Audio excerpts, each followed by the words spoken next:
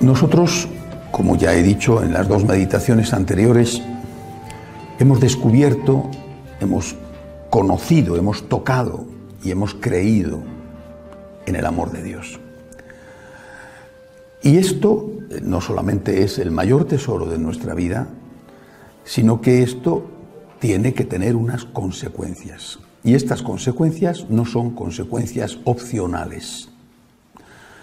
El católico, el cristiano, que cree en el amor de Dios manifestado de forma suprema e infinita en Cristo hecho hombre, no puede tener una respuesta como la que tendría esa misma persona si no fuera creyente o fuera creyente de otra religión.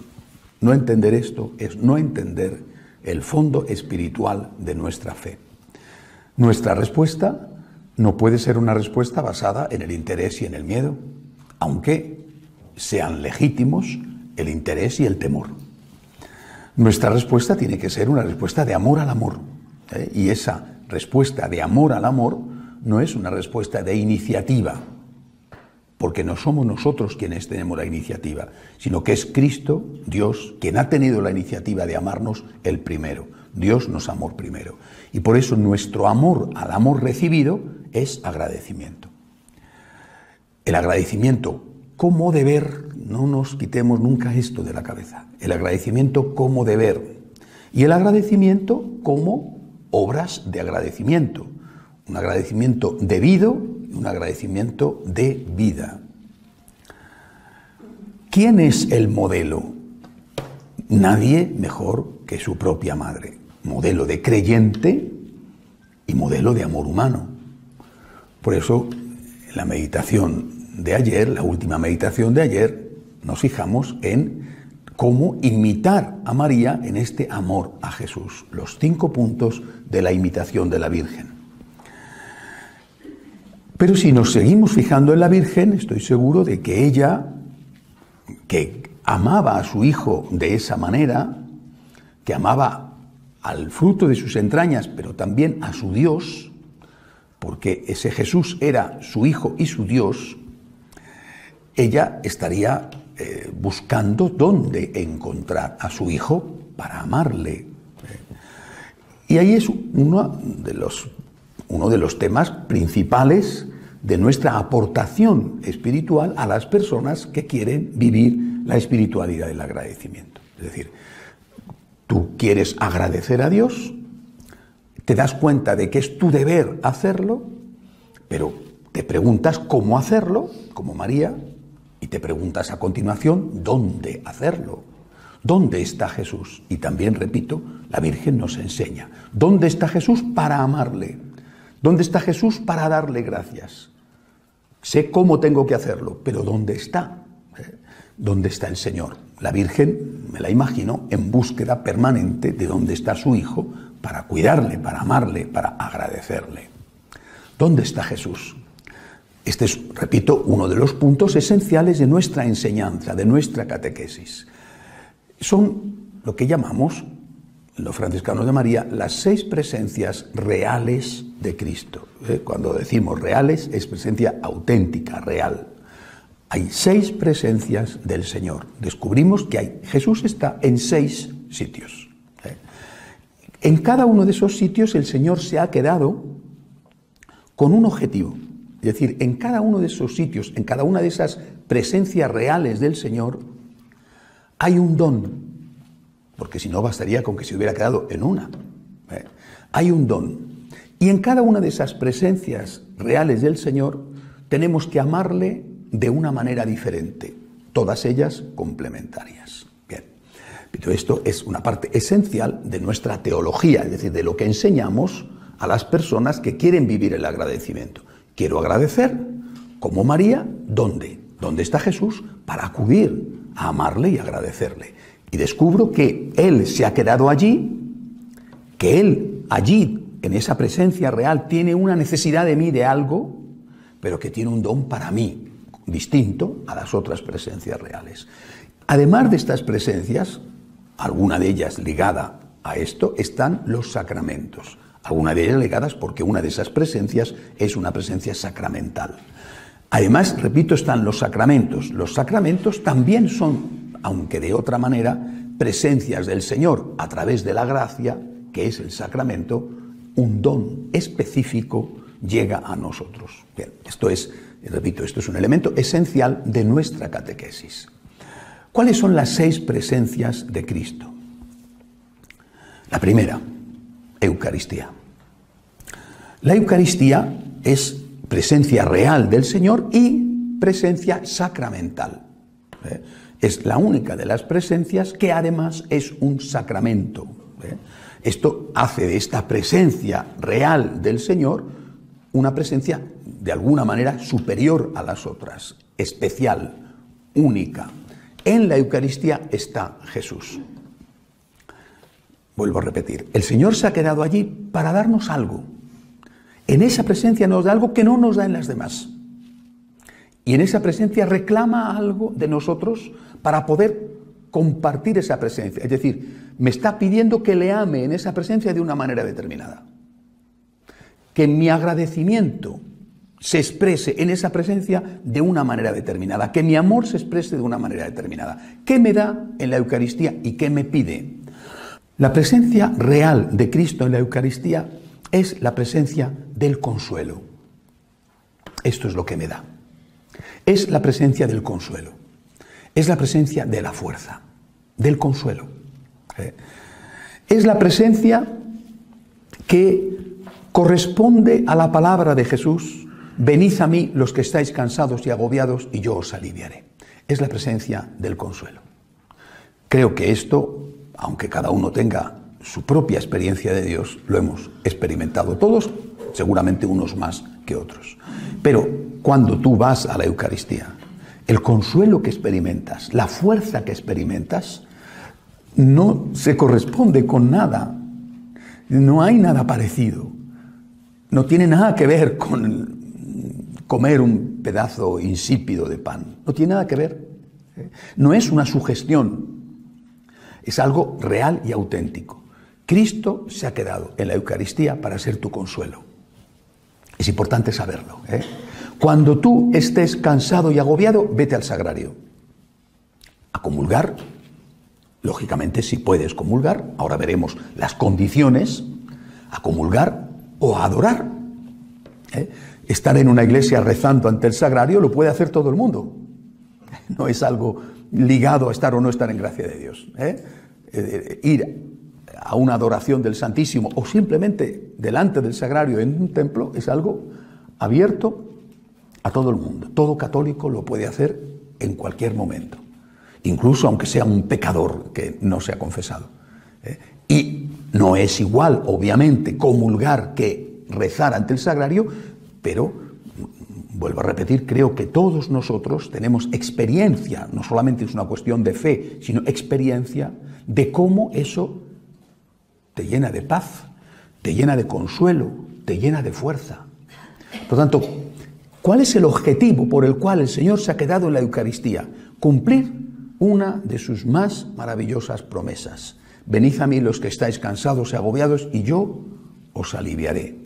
Cuando yo me encuentro con una persona que está atribulada por lo que sea, la muerte de un ser querido, una enfermedad suya, una angustia ante una incertidumbre de futuro, lo que sea, siempre le digo lo mismo: comunión frecuente, en el caso de que pueda hacerlo, comunión frecuente, si puedes comunión diaria, o por lo menos adoración, vete a la iglesia, reza ante el Señor, porque hay otra presencia de Cristo que veremos más tarde, pero esta es específica con este objetivo. ¿Estás pasándolo mal? Eucaristía. La Eucaristía es tu fuerza, tu consuelo, tu ayuda. Es el cumplimiento de una promesa maravillosa. Ven a mí tú que estás cansado y agobiado. Ven a mí significa ven a la Eucaristía. Es, repito, una experiencia que tenemos todos nosotros. ¿Cuántas lágrimas ha enjugado Cristo en la Eucaristía? ¿Cuántas lágrimas? ¿Cuántos suicidios ha evitado? ¿Cuántas familias ha recompuesto? Y podemos decir hoy en día, en tiempos del aborto, quizá cuántos hijos ha salvado, o cuántos prójimos ha socorrido, poniendo en el corazón de esa persona Por ejemplo, el mandato de perdonar al enemigo, de no tomar ojo por ojo y diente por diente. La Eucaristía es presencia real y sacramental, presencia auténtica de Jesús, que se ha quedado en la Eucaristía para ser nuestro consuelo. Hacedlo así y aconsejadlo. Hacedlo y aconsejadlo. ¿Estás pasándolo mal? Comunión frecuente. Si puede ser diaria. Se ha quedado para eso. Comunión frecuente, diaria. Adoración del Santísimo. Vete a la Eucaristía cuando la iglesia esté sin gente. Quédate delante del sagrario. Te va a cambiar. Y es así. ¿Qué pide? Esto es lo que da. Para esto se ha quedado en la Eucaristía. ¿Qué pide? Comulgar en gracia. Si es la comunión, comulgar en gracia. No pide otra cosa. Si es la comunión, comulgar en gracia. Esto no podemos suprimirlo. Forma parte de la tradición de la Iglesia basada en la propia palabra de Dios.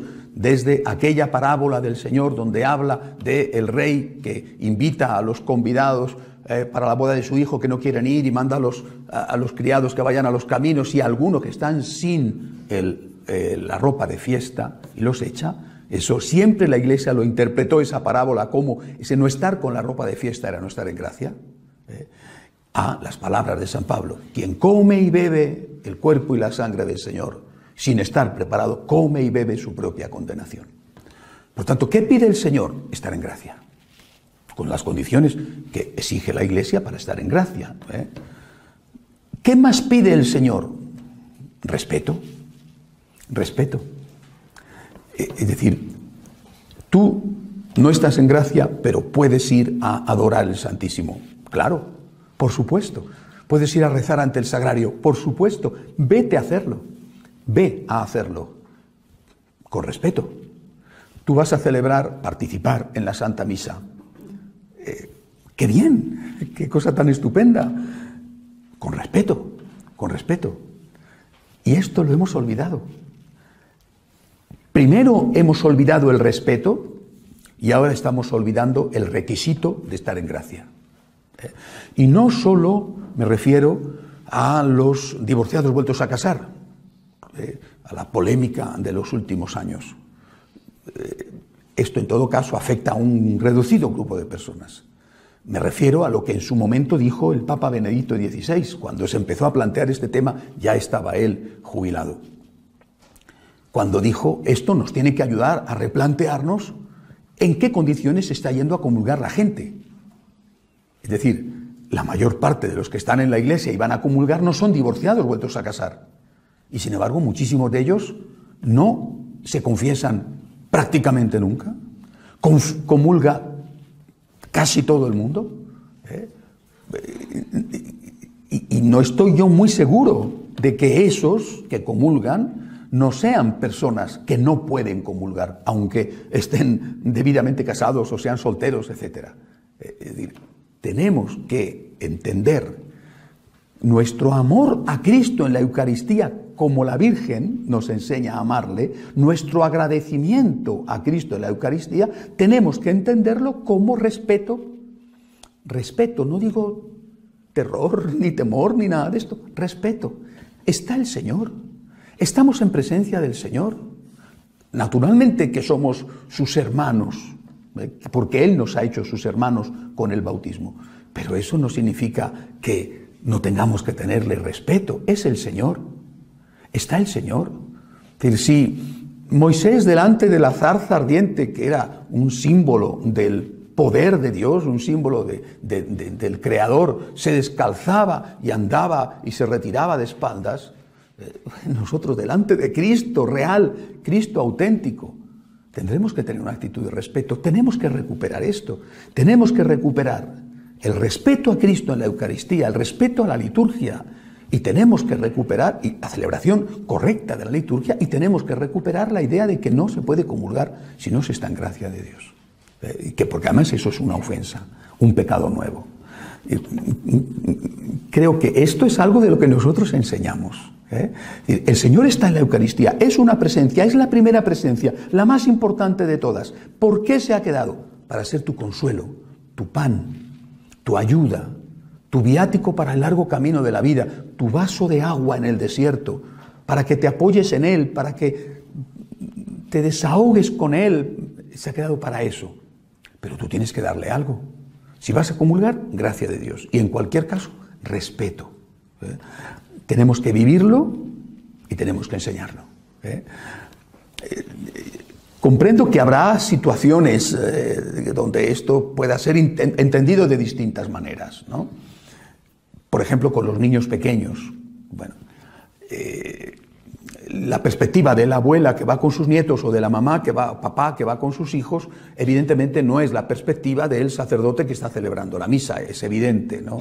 Entre otras cosas porque probablemente la mamá o el papá, no digamos la abuela o el abuelo, no perciben los gritos o juegos de los niños como lo percibe el sacerdote o los otros feligreses, ¿no? Porque están acostumbrados, ¿verdad? Estás acostumbrado a que lloren, a que salten, a que jueguen, a que griten, y además hasta te hace gracia, sobre todo a los abuelos. A los papás no les hace tanta gracia, pero a las abuelas particularmente les hace una gracia enorme y les ríen las gracias y hasta juegan con ellos. Qué ilusión que mi nietecito en misa esté haciendo estas cosas, ¿no? Es una perspectiva de abuela, ¿no? Muy comprensible, ¿verdad? Porque una abuela siempre será una abuela, gracias a Dios. La perspectiva del sacerdote es, sobre todo en mi caso, que soy un pelma, que me distraigo con esta mosca que me está rodeando aquí todo el tiempo en esta meditación, ¿verdad? Bueno, pues la perspectiva es distinta, ¿no? Porque no es tu nieto, no es tu hijo, ¿no? Tú lo que estás es intentando transmitir un mensaje y no solamente te desvía la atención el chillido del bebé, sino que te desvía la atención que una parte de tus feligreses, en vez de mirarte a ti, cambian la mirada y la dirigen hacia la fuente del ruido con una mirada muchas veces de auténtico odio, porque si las miradas mataran, muchas víctimas habrían, ¿no? Porque tú ves que la abuela está jugando con el niño, no se entera de nada, la gente la está mirando con rencor, ¿no? Y la abuela está feliz, porque para la abuela es un momento delicioso, que su niño brinque, salte, chille, corra, ¿no? Y que a gusto está ella, ¿no? Si al cura se le ocurre decirle, por muy bien que se lo diga, además si se lo dice mal no te digo nada, ¿no? Pero por muy bien que se lo diga, por favor, si es usted tan amable, ya está, ya no vuelve nunca más a misa, porque el cura me ha ofendido, me marcho. Repito, son dos visiones distintas de un mismo acontecimiento, ¿verdad? Creo que todos tenemos que hacer un esfuerzo, ¿verdad? La abuela tendría que hacer un esfuerzo por dominar a sus fierecillas, cariñosas y encantadoras fierecillas, pero fierecillas, es decir, y el papá o la mamá, ¿no? Y el sacerdote tendría que, y los feligreses, un esfuerzo por paciencia. Cada uno tiene que hacer su parte de esfuerzo y a veces o ninguno lo hace o solo lo hace una parte, Bueno, pero, repito, esto es un ejemplo muy frecuente, muy frecuente. Gracias a Dios que hay niños en las iglesias. Bendito sea Dios que hay niños en las iglesias. Sería terrible que ya no tuviéramos niños, nada más que ancianos, para hacer en el futuro una serie interminable de hermosos funerales. Gracias a Dios que hay familias jóvenes con niños en las iglesias. Es una bendición ver a una familia con sus hijos en las iglesias. Ahora, dicho esto, tenemos que encontrar un equilibrio porque hace falta un respeto. Primero. Y segundo, porque el cura es un ser humano, que esto se olvida con muchísima frecuencia. El niño es un ser humano y el cura también. Es un ser humano, aunque a alguno no se lo parezca, y le parezca que es la televisión. En la televisión tú estás viendo a quien sea, estás comiendo, cenando, te metes el dedo en la nariz, te levantas, te vas a por agua, te tomas un café, vas al baño, haces lo que tú quieras. El de la televisión ni oye, ni siente, ni padece.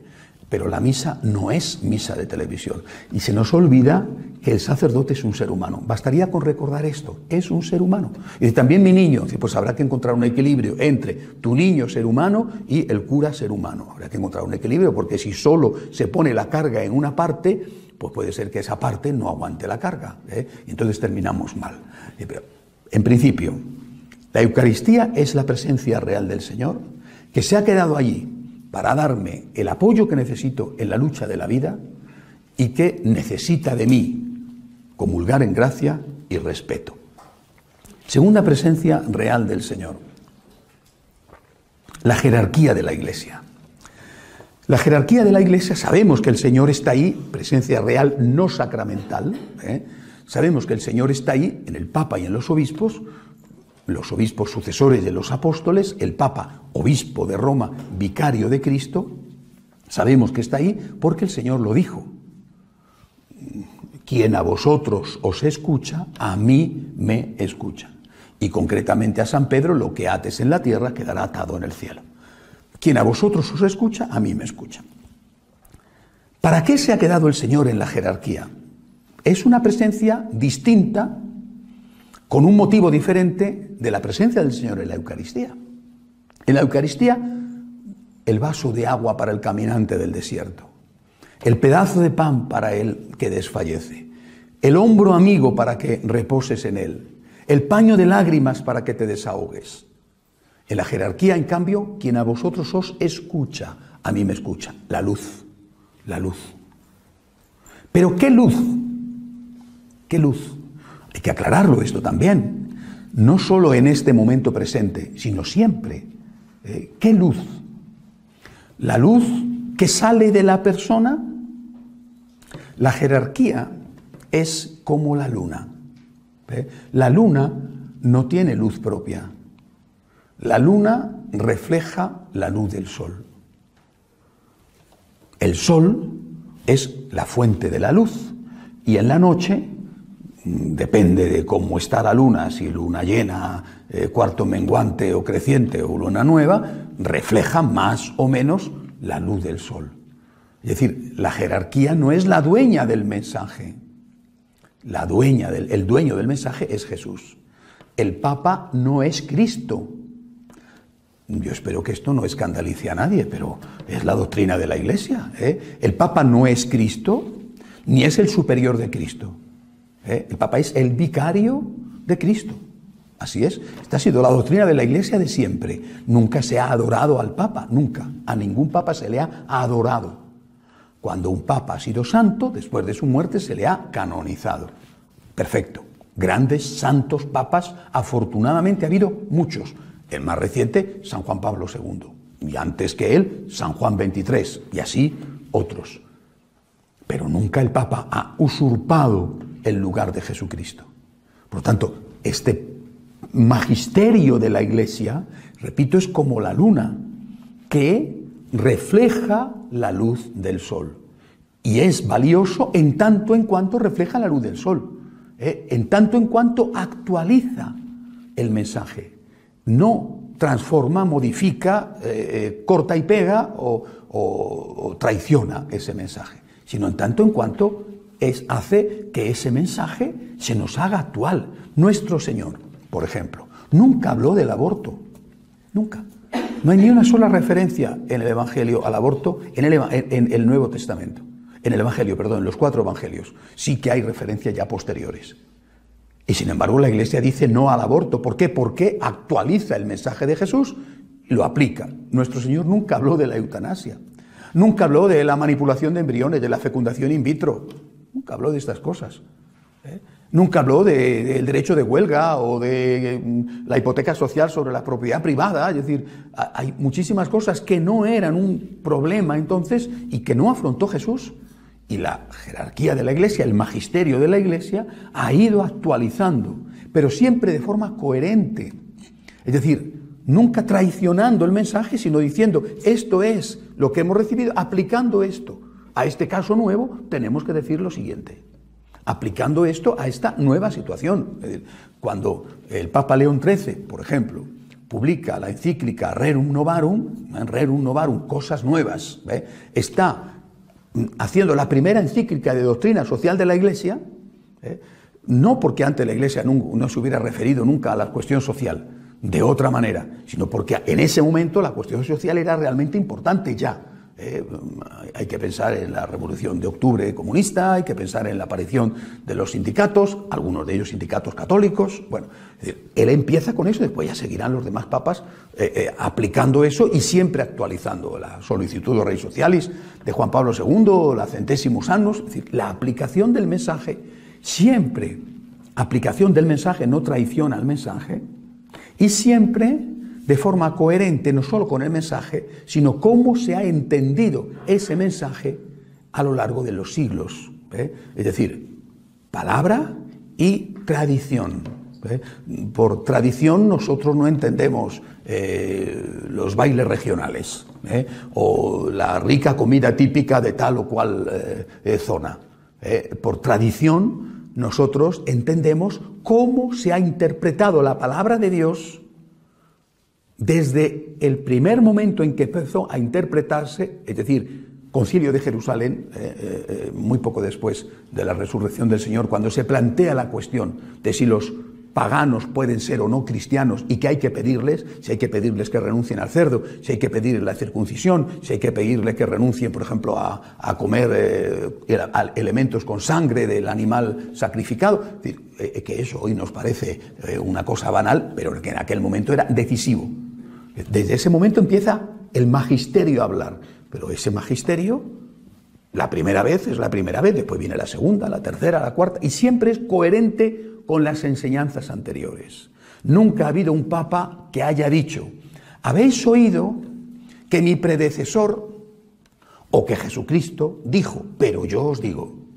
Eso no ha podido ser, porque el magisterio tiene que ser coherente con las enseñanzas anteriores. Si no, obviamente se desacredita a sí mismo. Puede ser que algún aspecto lo tenga que actualizar, puede ser que algún aspecto lo tenga que aclarar, porque las circunstancias han podido cambiar o porque sabemos más que sabían antes. Pero ese magisterio es siempre coherente y fiel a la palabra y es siempre coherente y fiel con el magisterio precedente, que es lo que llamamos tradición.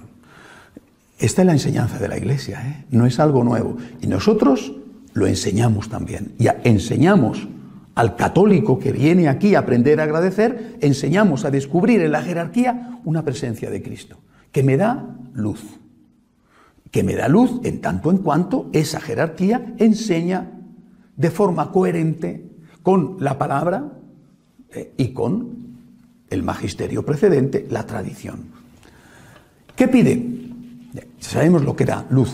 ¿Qué dice la Iglesia sobre este tema? Luz. ¿Qué pide? Obediencia. Obediencia. El grado de obediencia, lo enseña así también la propia Iglesia, no es igual cuando estamos ante un dogma de fe, que es un grado de obediencia absoluta. Esto ha sido proclamado dogma de fe. Por lo tanto, se ha acabado la discusión sobre ese tema y lo tengo que aceptar.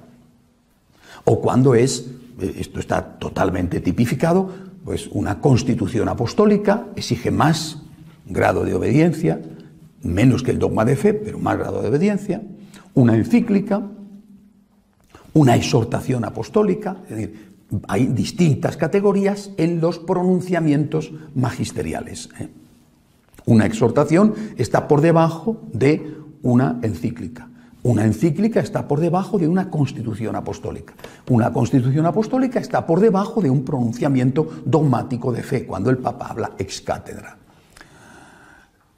A mí me parece significativo, creo que muy significativo, que personas que niegan abiertamente los dogmas de fe, en cambio reclamen una obediencia absoluta a manifestaciones aparecidas por la jerarquía en documentos de grado menor, no de grado ínfimo, sino de grado menor que otros, por ejemplo, exhortaciones apostólicas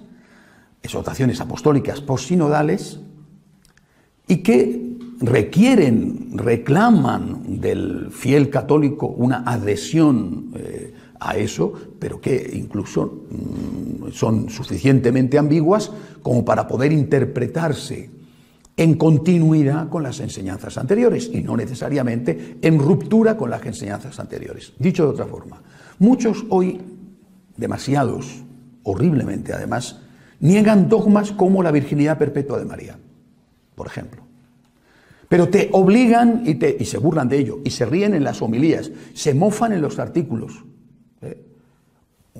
En cambio, te obligan a aceptar una interpretación de la exhortación apostólica Amoris Laetitia en ruptura con las enseñanzas anteriores, por ejemplo, con la exhortación apostólica Familiaris Consortio de Juan Pablo II. Oiga, usted que está negando un dogma, usted que niega un dogma y lo niega públicamente, me obliga usted a aceptar una interpretación de un documento de menor rango que el dogma y que además me obliga a usted a aceptar la interpretación, no el documento, que lo acepto, sino la interpretación que va en ruptura con documentos anteriores. A esto estamos llegando. El cardenal Miller, que ha sido hasta hace pocos días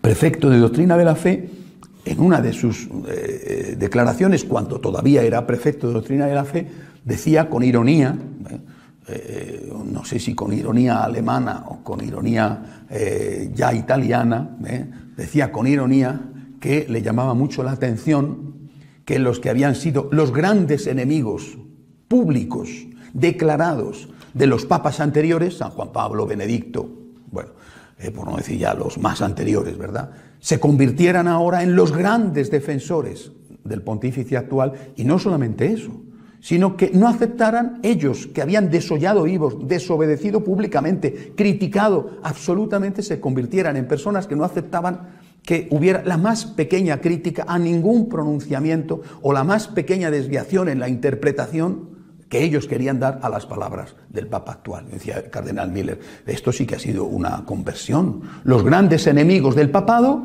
se han convertido ahora en los grandes defensores del papado. Qué curioso, porque ahora ellos además son los que interpretan al papado.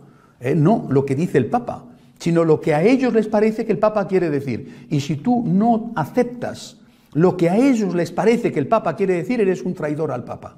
Usted, que ha sido un enemigo declarado, que ha insultado, que ha ofendido, que ha triturado a los papas anteriores, ahora no me permite usted ni siquiera interpretar al Papa actual a la luz de las enseñanzas anteriores.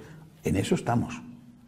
Y eso, repito, con ironía, lo dijo el cardenal Miller antes de que aceptaran o que le dijeran que no podía continuar en el cargo hace pocos días. Bueno, yo creo que nosotros vemos en la jerarquía la presencia de Dios, una presencia real de Jesús que nos da luz, y a la jerarquía le prestamos nuestra obediencia, con esta condición, que ha sido la condición que ha puesto siempre la Iglesia, en tanto en cuanto la jerarquía es el reflejo, como la luna, de la luz que sale del sol, la palabra, y está en coherencia, en continuidad con las enseñanzas anteriores. Personalmente nunca he tenido ningún problema en aceptar la Amoris Laetitia. Nunca. Desde el momento en que salió, di fuertes batallas antes, cuando se temía lo peor, y una vez que salió la Amoris Laetitia, no he tenido ningún problema y no tengo ningún problema en aceptar la Amoris Laetitia.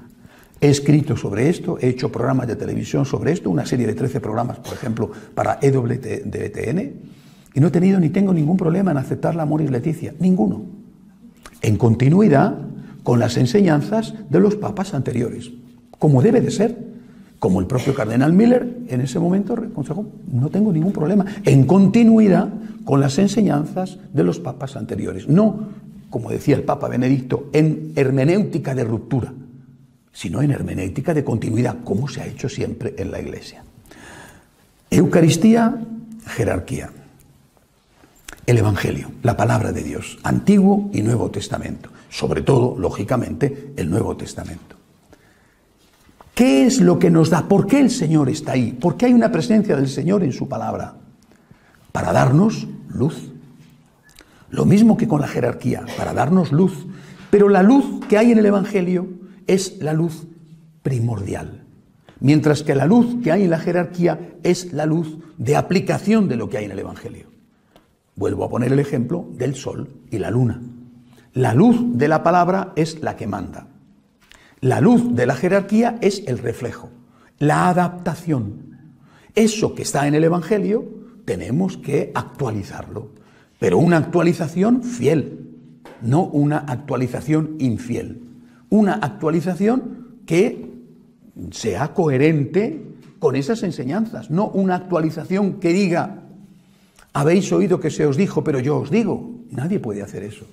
No una actualización que diga, como alguno ha dicho, ¿y qué sabemos lo que dijo Jesucristo si no había grabadora? El nivel intelectual de la persona que dijo eso, y probablemente a qué nivel ha llegado la institución a la que pertenece, el nivel intelectual es francamente mínimo. Porque si no sabemos lo que Jesucristo dijo sobre el tema de la comunión, por ejemplo, pues no sabemos lo que Jesucristo dijo absolutamente sobre nada. Apaga y vámonos. ¿O es que sí que tenemos que decir que habló con claridad y que tenemos que aceptar cuando dijo amad a vuestros enemigos? Pero no sabemos lo que quiso decir y lo que dijo cuando le dijo a la adúltera, vete y no peques más. No, eso no. Esto es absurdo, repito, intelectualmente es absurdo y por desgracia demuestra bien el nivel del personaje. Si yo digo, pongo en duda lo que Jesucristo dijo porque no había grabadora, es que yo, mire usted, voy a poner en duda todo o voy a ir a poner en duda lo que me conviene poner en duda, que es lo que probablemente el personaje pretendía. Es absurdo, repito, intelectualmente es absurdo. Para nosotros la palabra es la palabra. Y hemos aprendido que la palabra es la luz. Y nos acercamos a la palabra como la luz y la fuente de sabiduría para nuestra vida. No nos acercamos a la palabra para manipularla, para decir, esto no me conviene y lo quito, sino para someternos a la palabra, someternos a esa luz. La palabra es lo que el Señor quiere decirme para nuestra vida y para mi vida. ¿Qué me pide a mí la palabra? Lo mismo que con la jerarquía, obediencia. Es la luz y yo tengo que aceptar esa luz. No soy yo quien para decirle al Señor lo que tiene que hacer. Yo soy el que se acerca a la palabra para, escuchando la palabra, llevarla a la vida. ¿Quiénes son mi madre y mis hermanos? Los que escuchan la palabra de Dios y la llevan a la práctica. Yo me acerco a la palabra, por lo tanto, para encontrar la luz que necesito para caminar. La Eucaristía me va a dar la fuerza. La palabra y la jerarquía me van a dar la luz. Tengo que recorrer un camino y necesito fuerzas para recorrerlo. ¿Pero qué camino? La Eucaristía, la palabra y la jerarquía. Siguiente presencia del Señor, el hermano. La presencia de Cristo en el prójimo viene dada por la palabra del Señor: lo que hagas al más pequeño, a mí me lo has hecho. La presencia de Cristo en el prójimo está siempre, pero de una forma especial, en el prójimo que sufre. Es decir, el Señor ha unido su presencia al hermano necesitado. ¿Qué va a darme el Señor y qué va a requerir el Señor de mí? Lo que va a darme el Señor es muy especial y creo que no se ha meditado lo suficiente sobre eso. Jesucristo dice en ese fragmento, que por cierto es el que habla del juicio, y donde dice, venid a mí, benditos de mi Padre, pero también dice, id malditos de mi Padre. Esa parte es de las partes antipáticas del Evangelio que se suprimen. Dice benditos, pero también dice malditos. Bueno, pero eso no nos gusta escucharlo y hoy se salva todo el mundo. Hay café para todos. Y a lo mejor nos vamos a sorprender con que no haya café para todos. Y no por culpa de la misericordia de Dios. Pero el Señor liga el amor al prójimo con el cielo. ¿Es así? Eso es lo que dice el texto. Venid benditos, porque he tenido hambre y me habéis dado de comer. Y liga la falta de amor al prójimo con el infierno. Id malditos, he tenido hambre y no me habéis dado de comer. Con una condición, con una característica. No te dice malditos, no dice malditos porque esos malditos sean culpables de la desgracia de esa persona. Id malditos de mi Padre, porque por vuestra culpa que me habéis robado, estoy sin comer. Por vuestra culpa que me habéis golpeado, estoy enfermo. O por vuestra culpa que me habéis calumniado, he perdido mi honor. No dice eso. Dice, id malditos. ¿Por qué? He tenido hambre. ¿De quién es la culpa? No lo sé. No lo establece Jesús. Puede ser culpable ese, puede ser culpable la propia persona. He tenido hambre, he estado en la cárcel, he estado enfermo y no me habéis ayudado. He estado en la cárcel. ¿Y por qué estás en la cárcel? A ver, ¿por qué estás en la cárcel? Estás en la cárcel porque eres un ladrón, estás en la cárcel porque eres un asesino. El Señor no dice, maldito porque por culpa tuya, siendo inocente, me han metido en la cárcel. Dice, he estado en la cárcel y no has venido a verme. He estado hambriento y no me has ayudado. Será, por supuesto, que pudiendo ayudar, lógico. Si no puedo ayudar, no tengo responsabilidad. Es decir, el Señor liga la caridad con el cielo. San Pedro dice en su carta, la caridad, la limosna dice concretamente, la limosna cubre la multitud de los pecados. Esto es muy significativo. Esto lo entendió así la Iglesia durante muchísimo tiempo. Claro, que no es que cubre la multitud de los pecados en el sentido de que tú, dando limosna, compras el cielo. No, no se refiere a eso San Pedro. Pero sí que se refiere a lo que dice Jesús. Ven bendito de mi Padre, porque he tenido hambre y me has dado de comer. La limosna. He tenido hambre y me has dado de comer. Y por tanto, ¿qué nos ofrece el Señor en el prójimo? Cuando nosotros lo vemos desde la perspectiva únicamente de la necesidad del otro, si nosotros vivimos esta espiritualidad del agradecimiento imitando a María, acudimos allí para agradecerle al Señor lo que nos ha dado y acudimos allí para amarle como María acudiría a cuidar de su hijo, como os dije ayer. Pero ese es un aspecto, quizá el más importante, pero hay otro. Lo mismo que en la Eucaristía me ofrece el consuelo y la fuerza, en el prójimo necesitado me está ofreciendo el cielo. Me está ofreciendo el cielo. Repito, que no será el motivo principal, que el motivo principal por el cual yo quiero ayudar al prójimo es el agradecimiento. Pero me está ofreciendo el cielo. Me está diciendo, si eres generoso, si eres compasivo, si eres misericordioso, voy a ser misericordioso contigo. La medida que uses la usaré contigo, centuplicada. Ni un vaso de agua va a quedar sin recompensa. Si tú has sido misericordioso, si tú te has compadecido del que sufre, si tú has estado enjugando las lágrimas, yo no lo voy a olvidar, porque en ese estaba yo. Aunque no me veías y veías a un mendigo, veías a un enfermo, veías a un encarcelado, veías a una persona con un problema, pero en ese estaba yo. Y porque tú te has compadecido de mí, yo no me olvidaré de ti. ¿Tienes pecados que tapar? Tendrás un abogado, yo. ¿Te avergonzarán por alguna de tus crímenes? Tendrás un abogado, yo. Esto es lo que nos dice el Señor. No, repito, no creo que nuestro motivo para hacer el bien tenga que ser el propio interés. Nuestro motivo para ayudar a la gente que sufre, en el sentido amplio del sufrimiento, tiene que ser la gratitud, la imitación de María. Pero esto no hay que olvidarlo, porque es el Señor el que lo ha dicho. La caridad, la limosna, tapa la multitud de los pecados. Lo que has hecho al más pequeño, a mí me lo has hecho. Ven, bendito de mi Padre. A mí me parece una presencia maravillosa.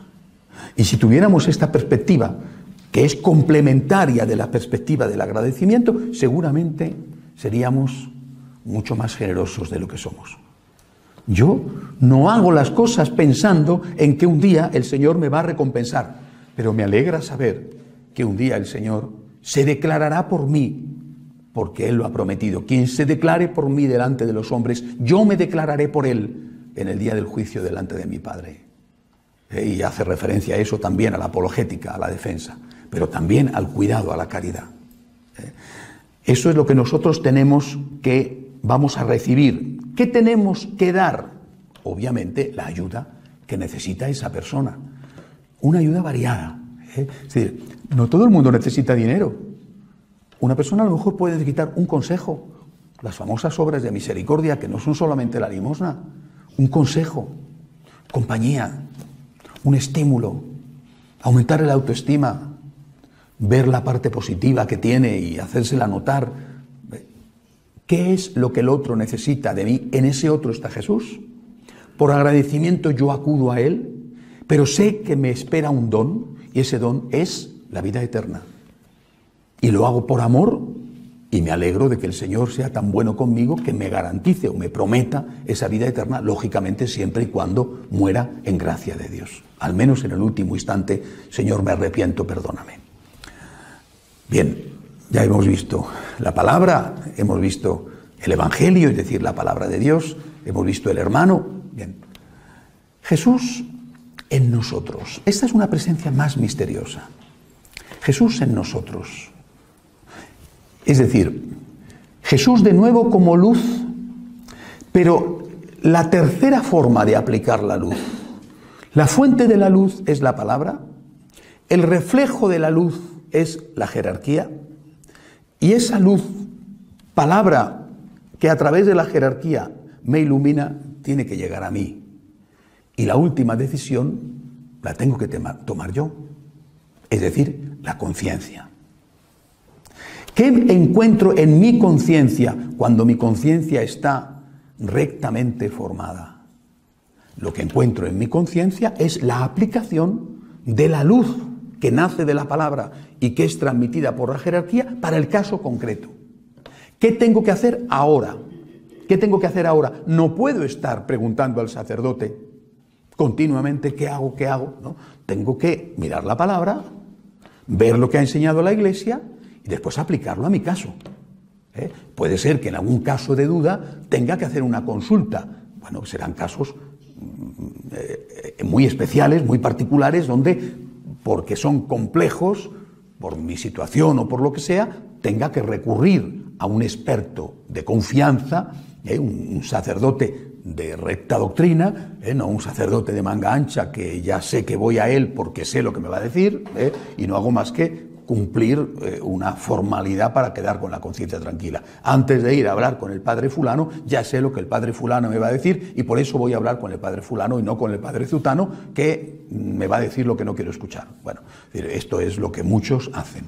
No, yo soy un católico adulto, tengo la palabra aplicada por la jerarquía, entendida esa enseñanza de la jerarquía en continuidad con la tradición y con el magisterio, y eso lo tengo que aplicar a mi vida. Soy un católico adulto que lo aplica a mi vida. Y si tengo una duda, entonces yo consulto a un sacerdote de recta doctrina para que me aclare por si acaso estoy teniendo o manga ancha o manga demasiado estrecha. Por tanto, en la conciencia se aplica la luz a mi caso particular y soy yo el que lo aplico. Ahora bien, esta conciencia hay que entenderla, y esto es muy importante, lo decía el cardenal Ratzinger con una gran sabiduría cuando se empezó a decir, ya antes del concilio, con el padre de la teología moral contemporánea, el sacerdote redentorista Bernard Häring. Él decía, la conciencia es la norma última de moralidad. Y el cardenal Ratzinger no le desmintió ni le discutió, pero sí dijo algo que completaba esto. Es la norma última. Es decir, yo tengo que dar cuenta a Dios de mi conciencia, es la norma última. Pero dijo el cardenal Ratzinger, pero no es la norma suprema. Es la norma última, pero no es la norma suprema, que no es lo mismo. ¿Qué diferencia hay entre norma última y norma suprema?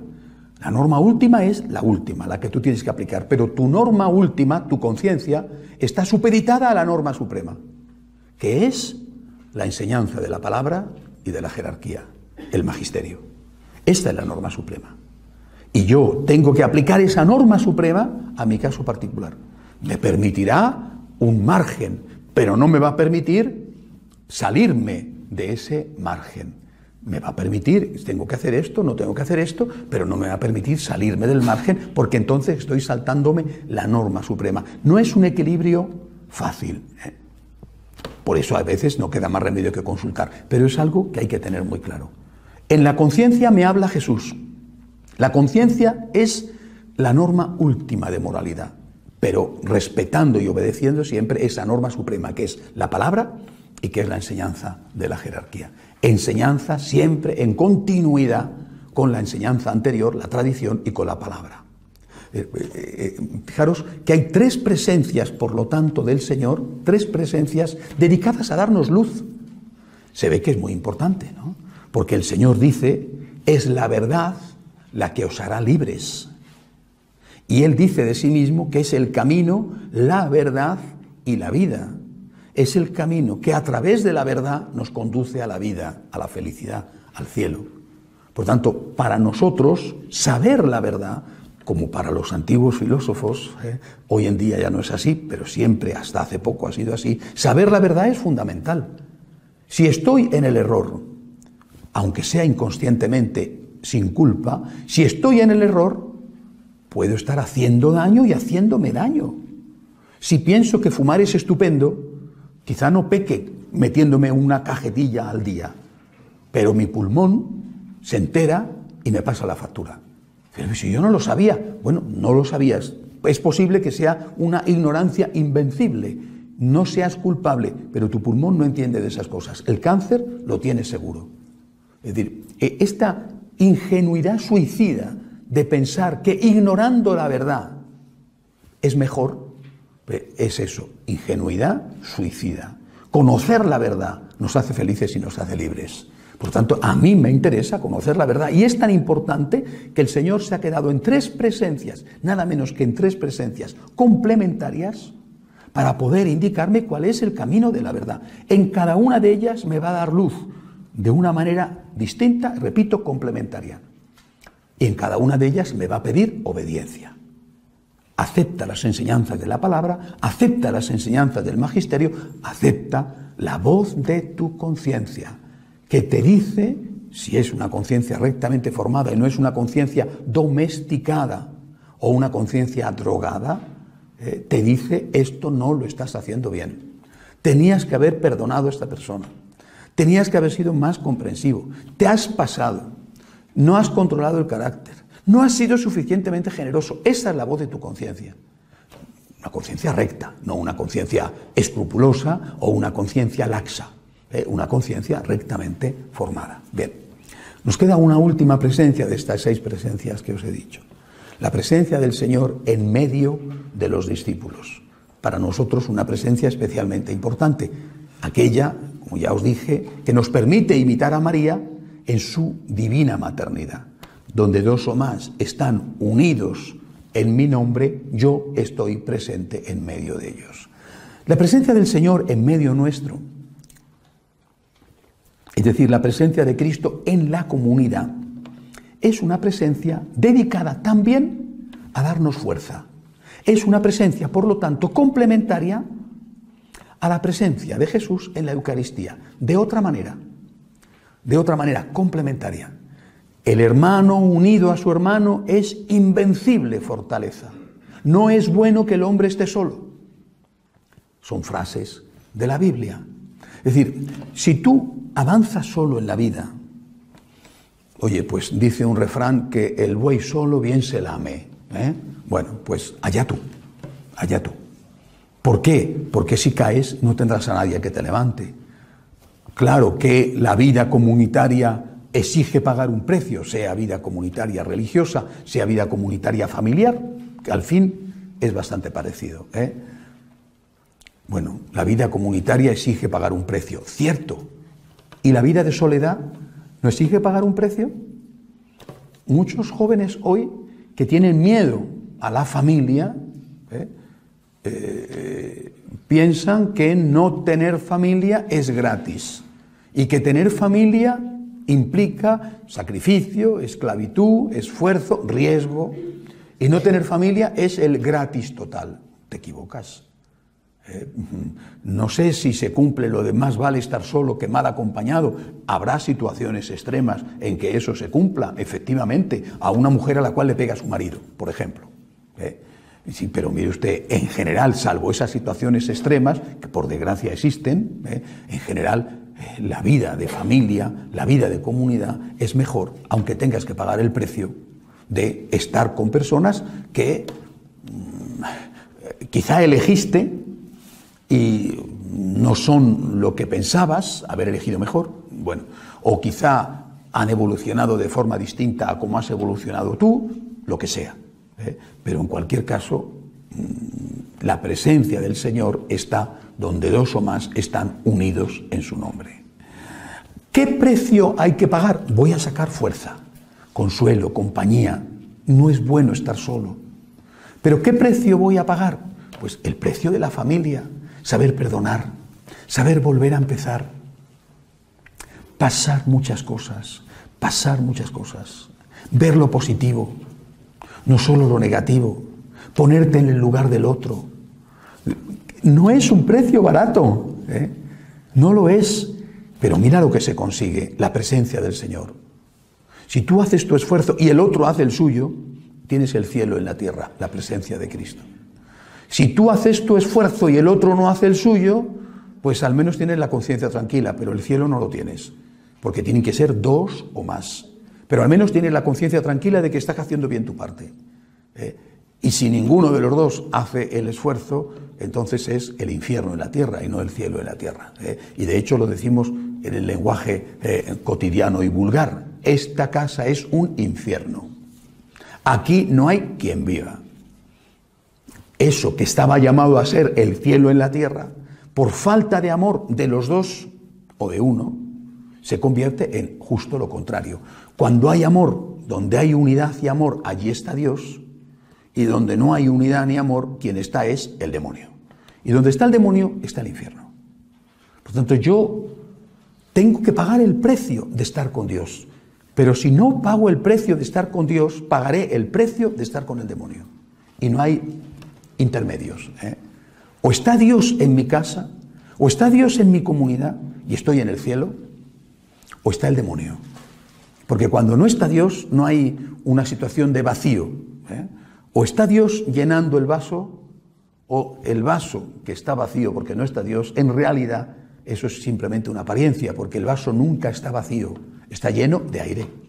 Es decir, cuando el vaso está vacío de Dios, está lleno del demonio. Y eso, repito, para nosotros es una gran lección. Yo tengo que pagar el precio de la familia. El precio de la familia es el amor. El otro, los otros con los que vivo, mi familia, que no es solamente el cónyuge o no solamente es un hermano de comunidad, el conjunto de mi familia también tiene que pagar el precio. Si todos lo pagamos, siendo todos pecadores, bueno, si todos lo pagamos, el Señor está presente en medio nuestro. Imitamos a María y disfrutamos de las consecuencias de esta presencia. 6 presencias reales del Señor. ¿Qué nos da cada presencia? No hay que olvidarlo y hay que enseñarlo. Lloras, Eucaristía. ¿No sabes qué tienes que hacer? Palabra, jerarquía, conciencia. 3 presencias de luz. ¿Te sientes débil? Además de la Eucaristía, la familia, la comunidad. No estés solo. Por eso, por ejemplo, tantos católicos que dicen que no quieren pertenecer a nada, están optando por un camino de soledad. Tanto más peligroso y difícil cuanto más duro es el ambiente en el que estamos viviendo. Después dice, yo, Señor, quiero hacer las cosas por amor a ti, por amor puro, pero yo quiero ir al cielo. Ahí tienes, tu hermano, que necesita tu ayuda, y la promesa de Cristo. Venid a mí, benditos de mi Padre, porque he tenido hambre y me habéis dado de comer. 6 presencias, 6 dones, 6 peticiones en cada una de esas presencias. Los sacramentos. Sabemos cuáles son los sacramentos, pero ¿qué son los sacramentos? También enseñamos esto. ¿Qué son los sacramentos? Son viejas enseñanzas de la Iglesia que hemos olvidado. Los sacramentos son una gracia específica, es decir, para una cosa concreta, ligada a un signo sensible. No es lo mismo el sacramento del bautismo que el sacramento de la Eucaristía o que el sacramento del matrimonio. Son gracia de Dios, sí, pero para una cosa distinta. El sacramento del bautismo me va a hacer hijo de Dios, que no lo soy por naturaleza soy criatura de Dios, criatura amada, criatura maravillosa, hecha a su imagen y semejanza, pero criatura. Mientras el bautismo me hace hijo adoptivo de Dios. Hijo adoptivo de Dios, miembro de la Iglesia y me limpia del pecado original. La gracia del sacramento del bautismo, que no es igual que la gracia del sacramento del matrimonio. En cada una de esos sacramentos hay una cierta presencia. No es una presencia real, como es la presencia del Señor en la jerarquía o la presencia del Señor en la Eucaristía, excepto la Eucaristía, que es también sacramento. Pero hay una gracia de Dios, por tanto, una cierta presencia de Dios, que viene a darme una ayuda que necesito para una cosa concreta.